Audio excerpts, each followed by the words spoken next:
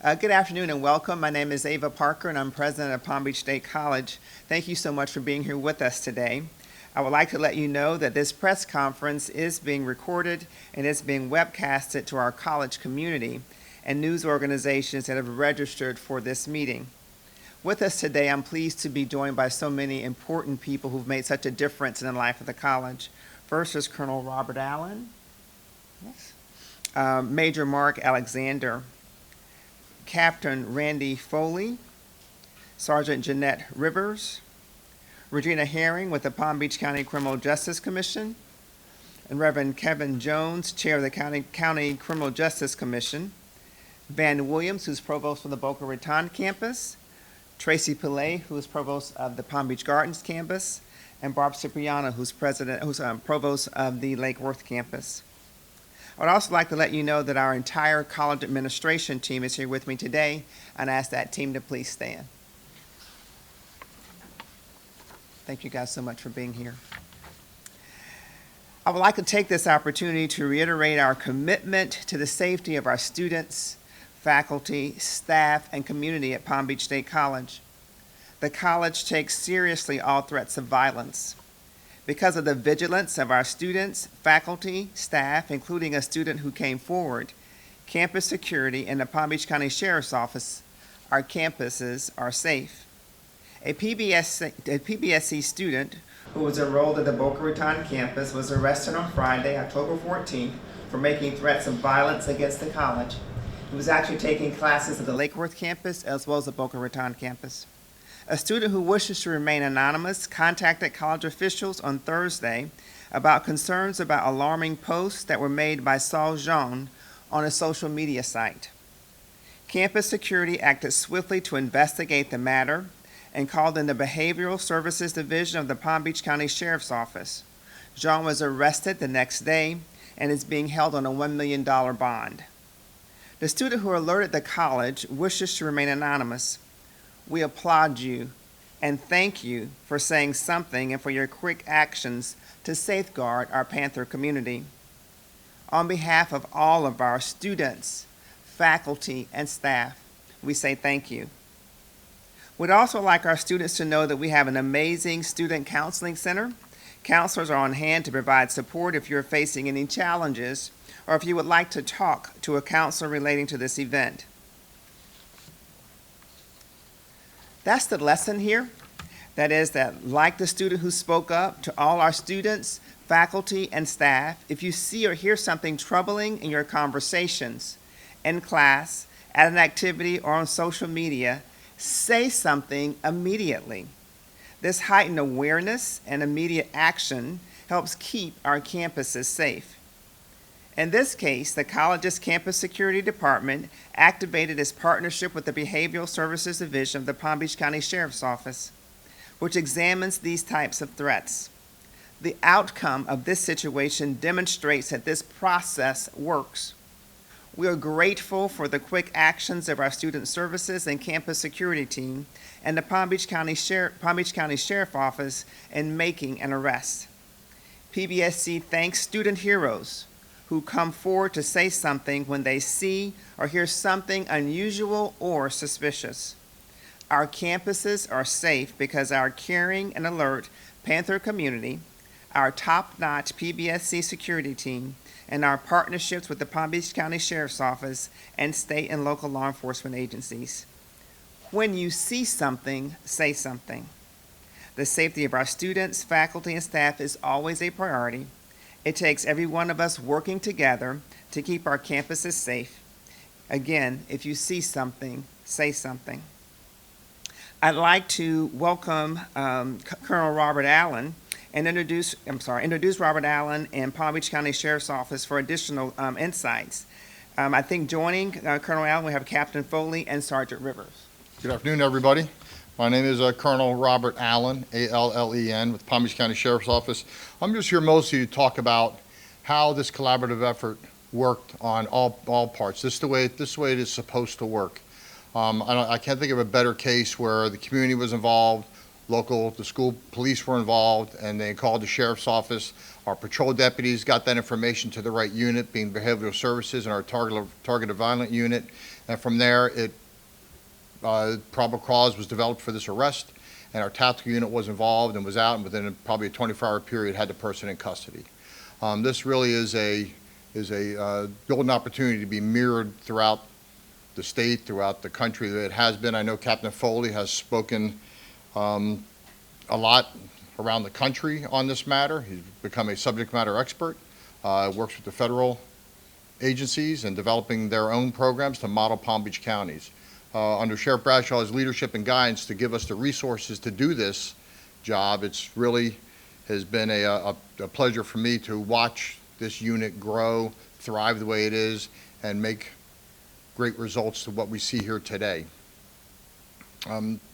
There's really no way of quantifying what we ever do works. We're never really sure, but we're only sure when something doesn't happen. In this case, I'm never more convinced that this case saved lives. We're never really certain if it does or not when we go out, and they are out daily and weekly, interviewing people, talking to people, investigating. This case, there's no question in my mind, saved lives. So with that, I'll take any questions, or if you have any questions about the case itself, we could talk to the captain or the sergeant. Do we know which campuses were actually involved in the threat? Or was it both of them, or Boca or Lake Worth? Jeanette? I'm Sergeant Rivers, R-I-V-E-R-S. There was no direct threat at the time to either campus. The concern was that he was a student and he came onto the campus, the Boca Raton campus, without having a legitimate reason for it. He was not scheduled to be in class that day. So the threat that he was making was in general to create a massacre. Do we know what campus the anonymous student, what campus he attended? We do not know that, no. Any other questions? Can you tell us what the threat or threats specifically said and where they were posted? His threats were posted to a website called change.org. He had a user account there, and his threats were summarizing that he felt that the federal government was watching him. He had some paranoid statements made, and that he was going to carry out a massacre, and that he was making homicidal and suicidal statements, that he was not going to go quietly. He made statements that he was upset with the federal government, and suggested that if other people wanted to carry out a massacre or a mass shooting, that they should visit a beach, that a beach would be a target for them. So that was the a version of his threats. Did you find that he had the means to carry out his threats, such as weapons and ammunition?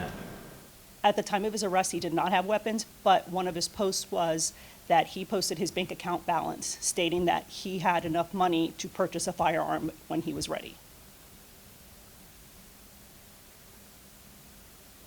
Anyone else? Has the sheriff's office or any other local law enforcement had prior contact with this individual, prior arrests? The Palm Beach County Sheriff's Office had not had any prior interaction with him, but he was a resident of Miami-Dade County, where he had several interactions with law enforcement, trespassing from businesses, and he has 2 open battery cases.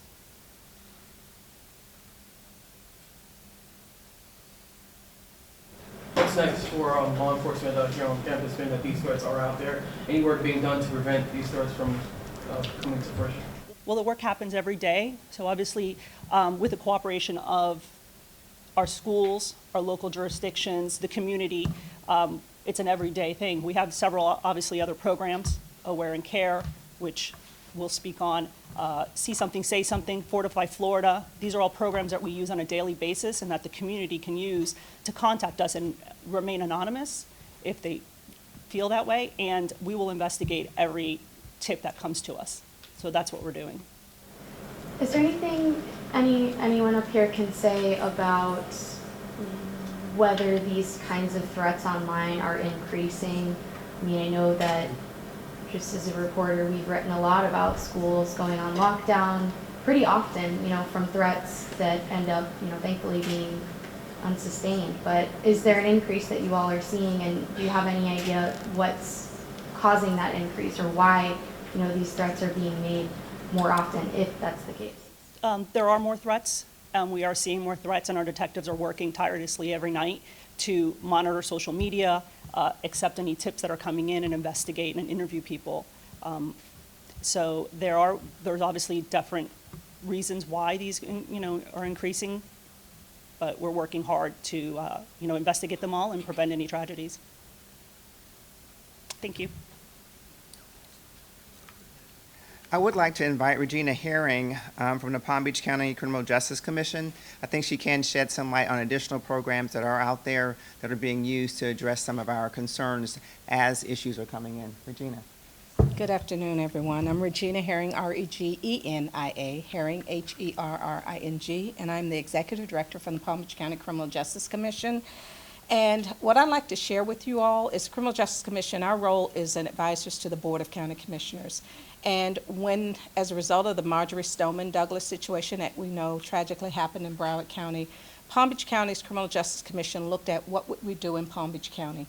We created, under our Law Enforcement Planning Council, a Community and School Safety Committee, which Captain Foley chairs.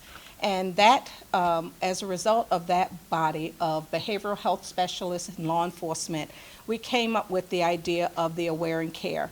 And the Aware and Care is a website that we created for our community to be able to have tips, information about mass shootings, people who are having behavioral health, who to call. We have a partnership with 211. We're working with our local law enforcement. And we're looking at creating a plan comprehensively that will look at how do we ensure every aspect of our system is covered. We don't have gaps. Our communities are safe. And so when we have young heroes, is what I would think is an adequate name for the young person that called it in, is that we're able to keep our community safe. And it's partnerships, it's collaborations with the schools, with the communities, with our residents, with our law enforcement, that we work very hard in building and maintaining.